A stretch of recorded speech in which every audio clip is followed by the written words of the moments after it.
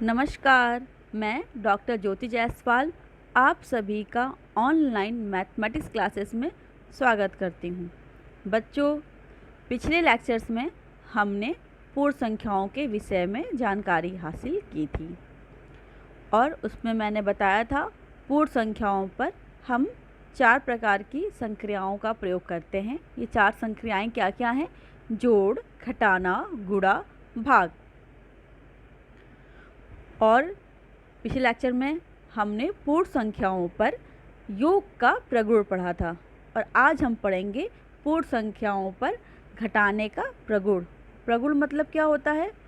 एक प्रकार से हम कह सकते हैं कि उसकी विशेषता, उसके गुण या जो उसके बारे में सत्य कथन हो। ठीक है बच्चों, तो इसमें हम इन 4 प्रकार के प्रगुण पढ़ेंगे, जैसे कि हमने योग में पढ़ा था घटाने का संवरक प्रगुण, क्लोजर प्रॉपर्टी, घटाने का क्रम विनिमय प्रगुण, कम्यूटेटिव प्रॉपर्टी, घटाने का तत्समक अवयव यानी आइडेंटिटी, घटाने का सहचर्य प्रगुण, एसोसिएटिव प्रॉपर्टी। तो चलिए हम पहले क्लोजर प्रॉपर्टी यानी घटाने का संवरक प्रगुण पढ़ते हैं। संवरक प्रगुण, एक बार आप योग का प्रगुण जरूर देखिएगा। उसमें हमने आपको बताया था कि संवरक प्रगुण क्या होता है कि यदि हम पूर्ण संख्याओं का समूह में से कोई 2 संख्या ले लें और उस पर हम धन की संक्रिया लगाएं और जो प्राप्त योगफल हो वो भी पूर्ण संख्या है, तो हम कह सकते हैं कि योग का संवरक प्रगुण है। ठीक है, अब हमें घटाने की संक्रिया के लिए भी यही चीज़ चेक करना है, क्या हर बार हमें घटाने पे पूर्ण संख्या मिल रही है। अगर हमें घटाने पे हर बार पूर्ण संख्या मिलती है तो यह कथन भी घटाने की संक्रिया के लिए सत्य होगा और घटाने का संवरक प्रगुण होगा। ठीक है बच्चों, तो चलिए हम सबसे पहले यहाँ पे टेबल बना हुआ है, इस टेबल को ध्यान से देखते हैं। यहाँ पे हमने पहली लाइन में क्या किया है, 8 में से 5 को घटाया है तो हमें क्या मिला, 3। ये तो एक पूर्ण संख्या है। अब हम दूसरा लाइन देखते हैं, 5 में से 9 को घटाएंगे तो हमें क्या मिलता है बच्चों, 5 तो एक छोटी संख्या है, यहाँ 9 एक बड़ी संख्या है। तो इस पे हमें विचार करना है, तो थोड़ा आप सोचिए। फिर हम 6 में से 0 को घटाते हैं तो हमें क्या मिलता है, 6। ये भी एक पूर्ण संख्या है। इसी प्रकार हम 0 में से 7 को घटाते हैं तो हमें यहाँ क्या मिलता है, यानी छोटी संख्या में से बड़ी संख्या घटाने पे हमें पूर्ण संख्या प्राप्त हो रही है क्या, इस पे हमें विचार करना है अभी। और 9 में से 9 को घटाया तो हमें 0 मिला। 0 क्या पूर्ण संख्या है? हाँ, पूर्ण संख्या की परिभाषा से ही। परिभाषा क्या थी, जब हम प्राकृतिक संख्याओं के समूह में 0 को सम्मिलित कर लेते हैं तो जो नया समूह बनता है उसे ही पूर्ण संख्या कहते हैं। ठीक है बच्चों, तो पूर्ण संख्या क्या होगी, 0, 1, 2, 3, 4, यानी सबसे छोटी पूर्ण संख्या होती है 0। ठीक है, उसके बाद 0, 1, 2, 3, 4 ऐसे आगे चलता जाता है। अब हम यहाँ देखते हैं कि छोटी संख्या में से बड़ी संख्या को घटाने पे क्या मिलता है। अब छोटी संख्या यहाँ 5 थी, इसमें से 9 घटाना है तो ये कैसे घटेगा और घटने के बाद क्या हमें पूर्ण संख्या मिलेगी, तो पहले इसे देखते हैं हम लोग। अब हम छोटी में से बड़ी नहीं घटा सकते हैं, पर हम एक काम कर सकते हैं कि बड़ी में से छोटी को घटा दें और बड़ी संख्या के आगे जो भी चिन्ह हो वो वहाँ पे लगा दें। ठीक है बच्चों, 9 में से हम 5 को घटाएंगे तो हमें क्या मिलेगा, 4। और बड़ी संख्या के आगे यानी 9 के आगे कौन सा चिन्ह था, ऋण का, तो यहाँ पर हमने ऋण का चिन्ह लगा दिया बच्चों। ठीक है, तो क्या ये ऋण 4 पूर्ण संख्या है? बिल्कुल नहीं है। इसी प्रकार 0 में से ऋण 7 घटाएं तो हमें 7 मिलेगा, 7 के आगे ऋण का चिन्ह लगा देंगे। तो क्या ये पूर्ण संख्या है? नहीं। क्यों, पूर्ण संख्या की सबसे छोटी संख्या तो 0 है और 0, 1, 2, 3, 4 ऐसे है पूर्ण संख्या। पूर्ण संख्या में कहीं भी माइनस का जिक्र नहीं है, यानी ऋण संख्याओं का जिक्र नहीं है। तो ये कौन सी संख्या है? फिलहाल मैं यहाँ पे आपको बता दूँ, ये पूर्णांक हैं, पर इसके विषय में हम विस्तृत जानकारी पूर्णांक के वीडियो यानी चैप्टर 3 में करेंगे। ठीक है, अभी के लिए बस इतना ही कि ये पूर्ण संख्याएं नहीं हैं। ठीक है बच्चों, तो यहाँ पे लिखा हुआ है यदि पूर्ण संख्या के युग्म में छोटी संख्या से बड़ी संख्या घटाई जाए तो पूर्ण संख्या नहीं मिलती है। अतः घटाने की संक्रिया पूर्ण संख्याओं के लिए संवरक नहीं है। ठीक है बच्चों, अब हम दूसरी प्रॉपर्टी घटाने का क्रम विनिमय प्रगुण देखते हैं। ठीक है बच्चों, सबसे पहले हम योग का क्रम विनिमय प्रगुण एक बार रिकॉल कर लेते हैं। उसमें मैंने आपको क्या बताया था कि 2 + 3 करने पे हमें क्या मिला 5, और हम अगर क्रम बदल दें यानी 3 + 2 कर दें तब भी हमें क्या मिलेगा 5।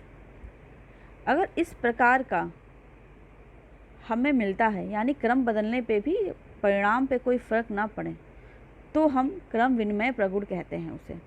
ठीक है, ये तो योग की संक्रिया के लिए था। अब हम ऋण की संक्रिया के लिए देखते हैं। तो चलिए हम पहले टेबल पे देखते हैं। 8 में से हमने 5 को घटाया है तो हमें क्या मिल गया 3, ये पूर्ण संख्या है। इसी प्रकार हम 5 में से -8 को घटाएंगे तो हमें क्या मिल जाएगा -3। क्या ये पूर्ण संख्या है? नहीं। तो क्या हम इसे इस प्रकार लिख सकते हैं क्या 8 - 5 = 3 बराबर 5 - 8? नहीं लिख सकते हैं। क्यों? 3 ऋण 3 के बराबर नहीं है। ये तो एक पूर्ण संख्या है पर ये पूर्ण संख्या नहीं है। ठीक है बच्चों, तो इस जोड़े के लिए ये क्रम विनिमय प्रगुण फॉलो नहीं करता है। चलिए अब हम दूसरे पर देखते हैं। 7 में से 1 घटाया तो हमें क्या मिला 6, ये एक पूर्ण संख्या है। 1 में से 7 को घटाएंगे तो हमें क्या मिलेगा, बड़ी संख्या से छोटी संख्या घटा देंगे और बड़ी संख्या के सामने का चिन्ह लगा देंगे तो यह हमें मिलेगा -6, ये पूर्ण संख्या नहीं है। ठीक है, इस प्रकार हम कह सकते हैं कि 7 - 1 बराबर नहीं है 1 - 7 के, यानी इनकी क्रम का प्रभाव पड़ रहा है। ठीक है, अतः हम कह सकते हैं घटाने की संक्रिया पूर्ण संख्याओं के लिए क्रम विनिमय नहीं है। ठीक है बच्चों, चलिए आगे बढ़ते हैं। घटाने का तत्समक अवयव, हम जोड़ का तत्समक अवयव देख लेते हैं। एक बार रिकॉल कर लेते हैं। उसमें क्या बताया था हमने आपको एग्जाम्पल, 3 + 0 0 बराबर होता है 3, और इसको हम इस तरह लिख सकते हैं 0 + 3। अगर इस तरह की प्रॉपर्टी हमें मिल जाए घटाने की संक्रिया के लिए तो हम कह सकते हैं कि तत्समक अवयव प्राप्त है। जैसे यहाँ पर तत्समक अवयव क्या है, 0 है। ठीक है बच्चों, तो चलिए अब हम टेबल पे देखते हैं। 0 में से -2 किया तो हमें क्या मिला, जैसे हम पहले कर चुके हैं -2 मिलेगा। 2 में से 0 घटाएं तो हमें क्या मिलेगा 2। 2 तो एक पूर्ण संख्या है पर -2 पूर्ण संख्या है नहीं, इसीलिए हम कह सकते हैं कि 0 - 2 बराबर नहीं है 2 - 0 के। ठीक है, तो यहाँ पे क्या हो गया, ये 0 तत्समक अवयव नहीं होगा। इसी प्रकार 5 के लिए देखते हैं। 5 में से 0 को घटाया तो हमें 5 मिला। ये 0 की अवधारणा लेक्चर में मैं आपको बता चुकी हूँ। इसके लिए आप एक बार मेरा पिछला लेक्चर 0 की अवधारणा ज़रूर देख लें।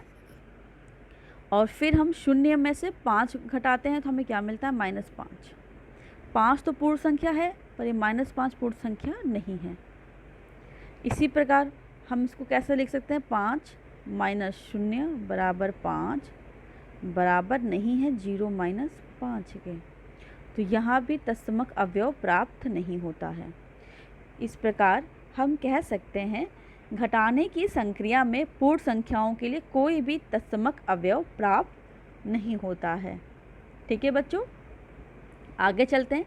घटाने का सहचर्य प्रगुण, हमने योग का सहचर्य प्रगुण में आपको बताया था कि सहचर्य प्रगुण के लिए हम समूह में से 3 संख्याओं को लेते हैं और किसी 2 का युग्मन करते हैं।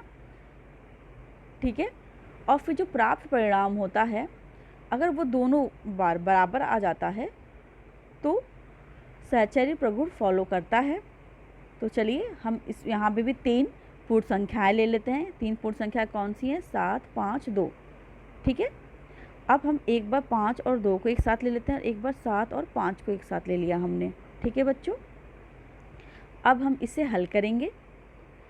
पहले कोष्ठक हल करते हैं। 5 में से 2 जाएगा, कितना बचेगा? 3। 7 में से 3 गया, कितना बचा? 4। ठीक है, अब हम इधर वाला हल करते हैं। तो 7 में से 5 जाए तो क्या बचा? 2। यहाँ पर ऋण 2 उतार लेंगे हम, हमें क्या मिला? 0। तो 4 क्या 0 के बराबर है? बिल्कुल नहीं।